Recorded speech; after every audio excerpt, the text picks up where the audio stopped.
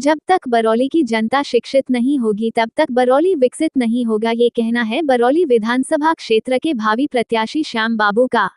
उन्होंने परिवर्तन यात्रा निकालकर एक जनसभा को संबोधित करते हुए लोगों के बीच उक्त बातें कहीं। उन्होंने कहा कि करौली के जनता के विकास के लिए मुझे चुनाव में निर्दलीय उतरना पड़ेगा। श्याम बाबू ने कहा कि मैं पूर्व से ही लोगों के बीच में जन सेवा के माध्यम से हमेशा खड़ा रहने का काम करते आया हूँ, जिसका परिणाम है कि आज हजारों हजार की संख्या में लोग कड़ी धूप में मेरे साथ 3-3.5 किलोमीटर की पदयात्रा किए हैं। श्याम बाबू ने बताया कि जन सेवा के कार्य करते हुए मैंने बरौली विधानसभा क्षेत्र के कई गांव का भ्रमण किया है और गांव की मूल समस्याओं की जानकारी भी ली गई है। उन्होंने बताया कि कई गांव में आज भी अच्छी सड़कें नहीं है, नाला नहीं है, क्षेत्र में डिग्री कॉलेज नहीं है। इस पर लोगों ने कहा कि जनसेवा के माध्यम से बरौली में बहुत सारे जो विकास अधूरे रह गए हैं उनको पूरा नहीं किया जा सकता है। तो लोगों के आग्रह पर हैं, मैं निर्दलीय चुनाव लड़ूंगा और जीत करके बरौली को सबसे पहले शिक्षित बनाऊंगा। करौली की जनता शिक्षित होगी तो बरौली का विकास भी होगा। उन्होंने कहा कि सबसे पहले बरौली में एक अच्छा अस्पताल एवं डिग्री कॉलेज की स्थापना मेरे जीतने के बाद किया जाएगा, ताकि कोई भी बरौली का मरीज यहां से बिना दवाई कराए रेफर नहीं होगा। उन्होंने ये भी कहा कि मेरे द्वारा यह व्यवस्था सुनिश्चित कराई जाएगी कि बरौली से यदि कोई मरीज रेफर किया जाता है तो यहां के पदाधिकारी सदर अस्पताल में उस मरीज के लिए बेड की व्यवस्था करेंगे, और यदि सदर अस्पताल से कोई मरीज पीएमसीएच पटना रेफर होता है तो सदर अस्पताल के अधिकारी पटना में उस मरीज के लिए बेड की व्यवस्था करेंगे, ताकि मरीजों का सही समय पर उचित इलाज हो सके। श्याम बाबू ने प्रेस वार्ता कर कई अन्य बातें भी बरौली के विकास के लिए करने को कहा।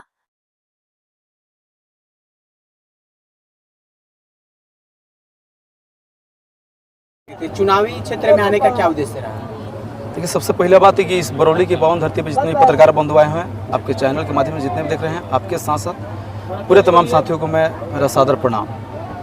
एक फाउंडेशन के माध्यम से सेवा कर सकते थे, राजनीति में आने के मकसद क्या था? सबसे पहली बात की पत्रकार बंधु आप लोग से हर बार हम बोले हैं कि जनता जिस रूप में मुझे देखेगी उस रूप में हम खड़ा उतरने की काम करेंगे। पहले से बोलते आए हैं, ये कोई आज नई बात नहीं है। हर बार आप लोगों ने एक ही सवाल पूछता है तो इसकी बात, लेकिन आज परिवर्तन यात्रा बरौली में हम निकाले चुनाव से 4 महीना पहले।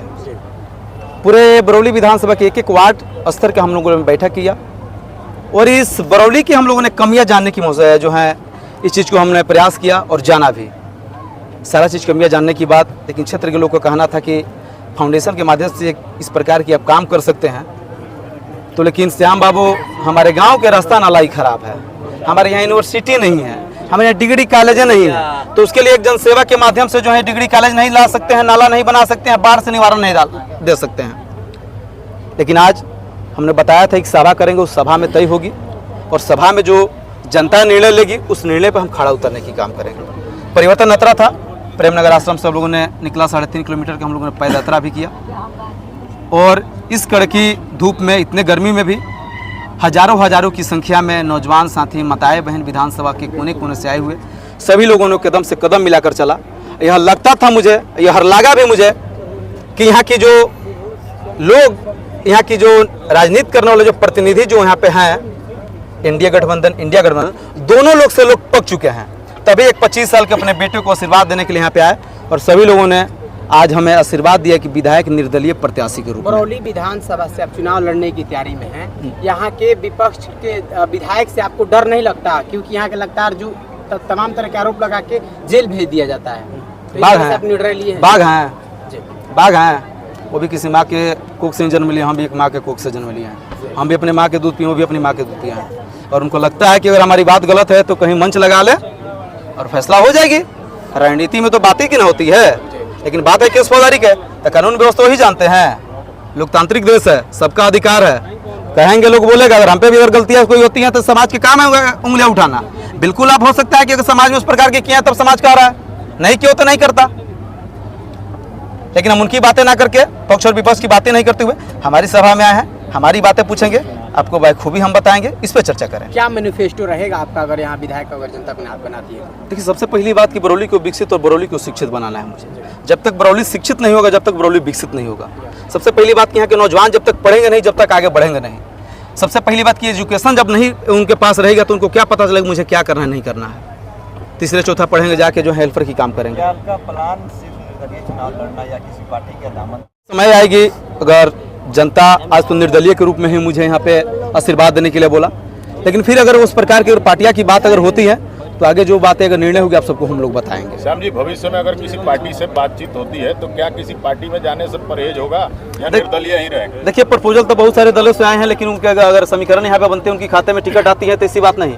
और यहाँ की जनता अगर समझेगी, यहाँ पे अगर कांग्रेस भी मुझे अगर टिकट देती है, वीआईपी पार्टी भी टिकट देती है, भारतीय जनता पार्टी भी टिकट देती है, आरजेडी भी टिकट देती है, और वो लोग कहते हैं कि श्याम जो है यहाँ के नेतृत्व कर सकते हैं, इसको टिकट दे के यहाँ के नेता बनाए, तो बिल्कुल हम लोग तैयार हैं। अगर असेंबली में जाते हैं, असेंबली के मेंबर बनते हैं, तो किन कार्यों की प्राथमिकता रहेगी बरौली विधानसभा की? सबसे पहले बात कि यहाँ पे डिग्री कॉलेज पहले लाना है, पहले यहाँ पे जो है ये बात कल कारखाना लाना है कि हमारे यहाँ के लोग जो हैं जो प्लान किए वो सभी लोग पहले घर वापसी आए। कृषि प्रधान क्षेत्र है, यहाँ पे जो है किसान जो है दर दर की ठोकरें खा के प्लान कर गए। यहाँ पे बाढ़ की सबसे बड़ी समस्या है, बाढ़ से नहीं मिला अभी तक जी, नहीं मिला। अब यहाँ तो बात सत्ता में है नहीं, नेताजी से बात को सवाल पूछना चाहिए। स्थानीय जो विधायक हमें नहीं लगता है कि आज तक किसी विद्यालय में जाकर घूमे फिरे होंगे कि विद्यालय में पढ़ाई कैसी होती है नहीं होती है, नहीं किए होंगे, लेकिन सारी चीज़ को जो है मद्देनजर है। आगे मैनिफेस्टो जो है आप लोग को मैनिफेस्टो, हर बार बाढ़ टूट जाता है सर, बाढ़ की समस्या होता है, इसके लिए क्या करें? देखिए, बाढ़ की समस्या हर बार आती है क्योंकि 500 करोड़ की, कभी 300 करोड़ की, कभी 700 करोड़ की बजटें आती हैं, और यहाँ के जिला अधिकारी जो स्थानीय लोग हैं वहाँ के आधा मलाई चाप जाते हैं, अब बाकी बांध हो जाती है, पात और जो अंदर का जो मुंह होता है तो बोल देता है हमें।